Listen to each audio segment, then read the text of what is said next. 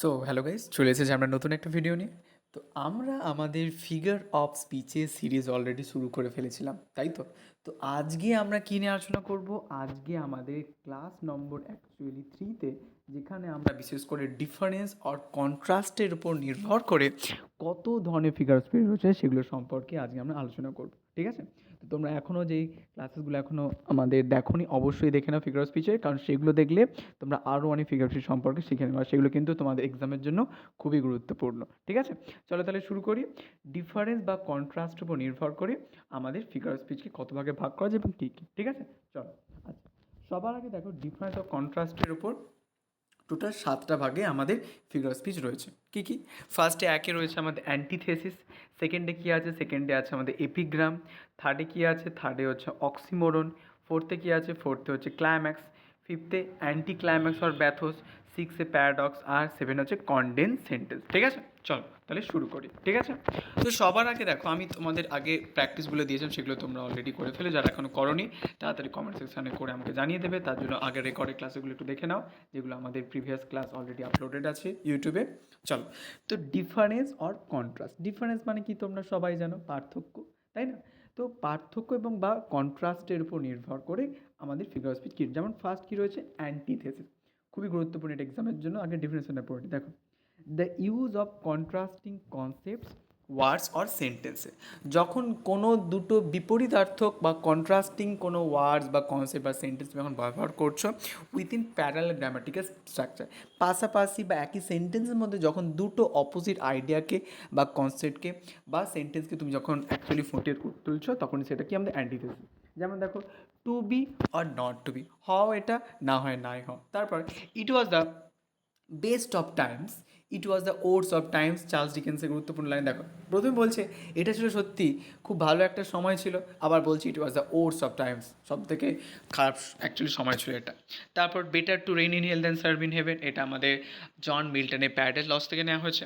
তো better to reign in hell, যে হেলে রাজত্ব করা আরও ভালো than to serve in heaven, হেভেনে অ্যাকচুয়ালি দাসত্ব করার থেকে। তারপর প্যাট্রিক হেনরি বলছেন give me liberty or give me death, এবার বলছেন যে আমাকে লিবার্টি দাও, অ্যাকচুয়ালি মুক্তি দাও, আবার বলছে আমাকে মৃত্যু দাও।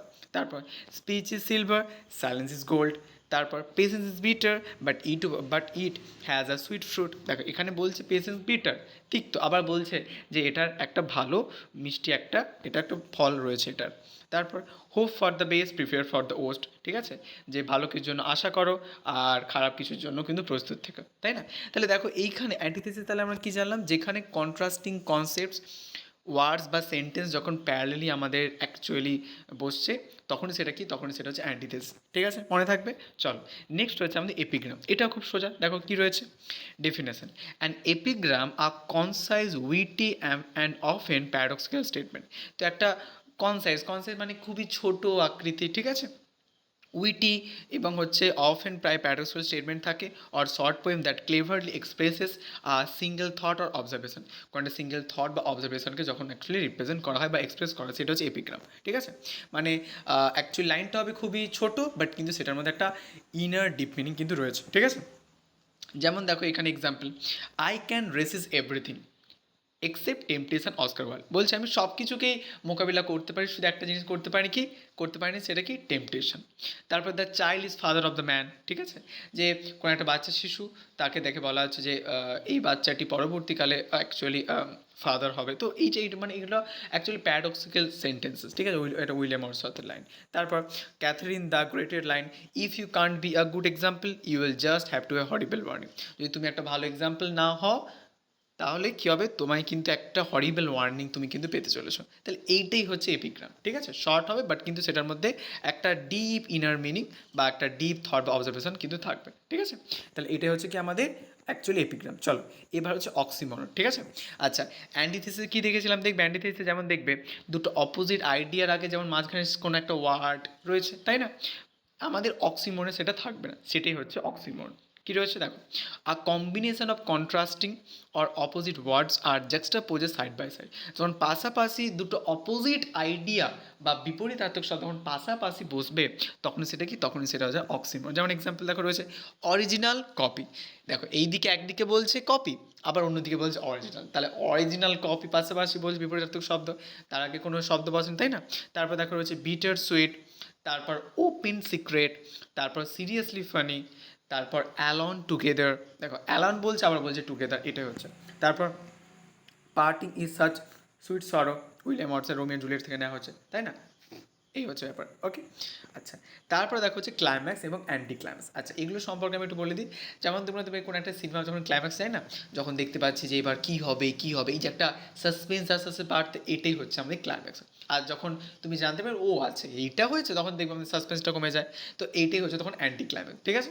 চলো, তাহলে ক্লাইম্যাক্সের ডেফিনেশন কি? যেমন a climax is the arrangement of successive words, phrases or clauses or sentences, যে সাকসেসিভ ওয়ার্ড, ফ্রেজেস, ক্লজেস এবং সেন্টেন্সে একটা বেশ একটা ভালো arrangement in an ascending order of importance, মানে যেখানে আস্তে আস্তে ইম্পর্টেন্সটা বাড়ছে, আস্তে আস্তে বাড়ছে, ঠিক আছে? সেই ঊর্ধ্বক্রম অধক্রম আমরা করতাম না, আস্তে আস্তে ইম্পর্টেন্সটা বাড়ছে, ঠিক আছে? Or significance or emotional intensity, it builds, এবং এটা তৈরি করে excitement and leads the listener, এবং লিসেনারদেরকে নিয়ে যায় অডিটারদেরকে to a powerful final point, একটা পাওয়ারফুল ফাইনাল পয়েন্টে নিয়ে। এক্সাম্পল যেমন দেখো, লুক, দেখো, আপ ইন দ্য স্কাই, আকাশের দিকটা দেখো, ইটস আ বার্ড, এটা পাখি, ইটস আ প্লেন, এটা একটা প্লেন, ইটস আ সুপারম্যান, নাকি এটা একটা সুপারম্যান, দেখো। তাহলে এই যে বার্ড, প্লেন, সুপারম্যান, দেখো ইম্পর্টেন্সটা আস্তে আস্তে বাড়ছে, অ্যাসেন্ডিং করছে, তাই না? আচ্ছা, তারপর দেখো নেক্সট, ফাইন্ড আ পারপাস, একটা পারপাস করছো, commit to it and give your life to it, এবং নিজের সমগ্র জীবনটা ওটা দিয়ে দাও, ঠিক আছে? তাহলে ক্লাইম্যাক্স মানে বুঝতে পারছো, যখন আস্তে আস্তে অ্যাসেন্ডিং অর্ডারে ইম্পর্টেন্সটা বাড়ে, ঠিক আছে? তো সেটা হচ্ছে আমাদের ক্লাইম্যাক্স। এরপরে দেখো অ্যান্টি ক্লাইম্যাক্স আর ব্যাথল। অ্যান্টি ক্লাইম্যাক্স মানে জানো, যেখানে সাসপেন্সটা আস্তে আস্তে ডিসেন্ডিং করে, অ্যাসেন্ডিং নয় ডিসেন্ডিং, মানে ইম্পর্টেন্সটা আস্তে আস্তে যখন কমতে থাকে। অ্যান্টি ক্লাইম্যাক্স আর bathos definition, anticlimax is a figure of speech where যেখানে a sequence of words, phrases or ideas is arranged in the descending order of importance. Importance is actually importance আস্তে আস্তে যখন কমতে থাকে, shifting from a serious or grand statement to a trivial or ordinary one. This sudden drop creates humor, irony or a surprising letdown. এবং এটা humour, iron এবং surprise late down actually করে থাকে, ঠিক আছে? যেমন হি লস্ট হিজ ফ্যামিলি, সে তার ফ্যামিলিকে হেরে ফেলে, কত ইম্পর্টেন্স হারিয়ে ফেলেছে। হিজ জব, তার জব হারিয়ে ফেলছে, অ্যান্ড হিজ কিস, এবং চাবি হার, দেখো এই যে ফ্যামিলি, জব, কিস, তাহলে কি আস্তে আস্তে ডিসেন্ডিং করছে, কারণ সবথেকে গুরুত্বপূর্ণ কি ফ্যামিলি, তারপরে অ্যাকচুয়ালি দেখো এখানে কিজ লাস্টে বলা আছে, মানে কি ইম্পর্টেন্স আস্তে আস্তে কমে যাচ্ছে। তারপর the general lost his army, এবং জেনারেলটা তার আর্মিকে হারিয়ে ফেলেছে, is honour and his hat, দেখো আর্মি, অনার, হ্যাট, ইম্পর্টেন্স কেমন করে কমছে। তারপর she fought for truth, justice and a cup of tea.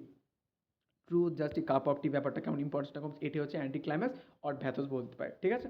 চলো, এরপরে আমাদের লাস্ট রয়েছে, সেটা হচ্ছে প্যারাডক্স, ঠিক আছে? কন্ডেন্স সেন্টেন্স আমার করার দরকার নেই, প্যারাডক্সটা করলেই হয়ে যাবে। দেখো paradox definition, a statement that seems contradictory or absurd but may expresses a truth. হবে হয়তো তুমি একটা সেন্টেন্স দেখছো যেটাকে দেখে মনে হচ্ছে একটু অ্যাবসার্ড, ইললজিক্যাল, অযৌক্তিক, তাই না? বাট কিন্তু সেটার মধ্যে একটা একটা ডিপ একটা ট্রুথ কিন্তু লুকিয়ে থাকে, ঠিক আছে? তো গিভ আর ডিপ মরালেস, যেখানে একটা মরালেসন আমাদেরকে শেখা, যেমন লেস ইজ মোর, অল্পই অনেকটা, তাই না? তারপরে fair is foul and foul is fair, সেই যে আমরা সেই ম্যাকবেথে দেখেছিলাম না, যেখানে হুইচেসগুলো বলছে যে fair is foul, foul is fair. তারপর beauty is truth, truth beauty, যে সৌন্দর্যতে হয় সত্যতা, আবার সত্যতে হয় সৌন্দর্যতা। তারপর I must be cruel only to be kind, William Shakespeare. All animals are equal, but some animals are more equal than others. George Orwell, Animal from the Day Thou Shalt Not Die, John Donne, Whitson, number 10. তাহলে first দেখো কী রয়েছে, I must be cruel only to be kind, মানে কি যে hurting someone with hearts, truth or tough love helps them in the long run, যে কাউকে তুমি সত্যটা বলে যখন তাকে হার্ট করছো, বাট কিন্তু তার দীর্ঘ জীবনের জন্য সেটা কিন্তু খুব হেল্পফুল। তারপর all animals are equal but some animals are more equal than others, ঠিক আছে? অ্যানিমাল ফার্ম থেকে নেওয়া আছে, মানে true equality can not have tier, showing how corrupt power redefines rules. তারপর দেখো নেক্সট রয়েছে আমাদের জন ডানের গুরুত্বপূর্ণ, মানে হরিশর 10 থেকে নেওয়া আছে, ডে দাও শ্যাল নট ডাই, যে eternal spiritual life ওভারকামস physical death, যে ইটার্নাল স্পিরিচুয়াল লাইফ কী করে, ফিজিক্যাল ডেথকেও অ্যাকচুয়ালি কী করে, ওভারকাম করে দিতে পারে, ঠিক আছে? তাহলে বুঝতে পারছো তোমরা, তাহলে আমরা কী কী করলাম, তাহলে আমরা আজকে কী কী করলাম, আজকে আমরা করলাম অ্যান্টিথিসিস করলাম, ডিফারেন্স এবং কন্ট্রাস্টের উপর নির্ভর করে। তারপরে কী জানলাম, তারপর এপিগ্রাম সম্পর্কে জানলাম, তারপরে কী জানলাম, তারপর অক্সিমোন সম্পর্কে জানলাম, তারপরে ক্লাইম্যাক্স, তারপর অ্যান্টি ক্লাইম্যাক্স অর ব্যাথোস, ঠিক আছে, আর লাস্টে হচ্ছে আমাদের প্যারাডক্স, ব্যাস। ঠিক আছে, তাহলে এই হচ্ছে আমাদের আজকে আমরা করলাম এগুলো। ঠিক আছে, তাহলে এবার একটু প্র্যাকটিস হয়ে যাক। চলো, এবার যার সমস্ত অ্যান্সার যেগুলো আমি দেবো অ্যাকচুয়ালি জাস্ট শুধু তোমরা বলবে কিসের এক্সাম্পল, বাট যার সব থেকে সবার আগে যার সব রাইট হবে তার কমেন্টে পিন করে দেবো। ঠিক আছে, চলো। First sentence, her absent presence lingered in the quiet room. তারপর second, her cruel kindness kept the sick pet alive in pain. তারপর ইভেন অডস। তারপর there are no gains without pains. তারপর দেখো, no one can made you feel inferior without your consent. তারপর he got impossible solution. তারপর for as the sun is daily new and old. খুব সোজা, দেখবে পারবে তোমরা করতে। তারপর two see a world in a grain of sand. তারপর this is the beginning of the and.